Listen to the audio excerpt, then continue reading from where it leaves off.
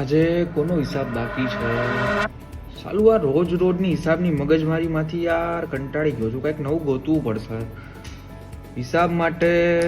ચલો ને સાગરભાઈને વાત કરી લઈ, શું છે હિસાબનું. સાગરભાઈ, જેમ તમે જો સ્ટુડન્ટ માટે બધી ડેસ લાવ્યા, તો એમ જો મારા બી બિઝનેસમાં એક પ્રોબ્લેમ આવે છે. હવે કેવું કે સમજો કે મારી નીચે 10 જણા કામ કરે છે, તો 10 જણાનો જો પગાર આપો, એને ઉપાડ આપો, તો એ બધું કાગળમાં મેનેજ કરીને કેટલું ટાઈમ કરશું? તો એનું કંઈક બી લાવો જોશું ડિજિટલાઇઝેશન.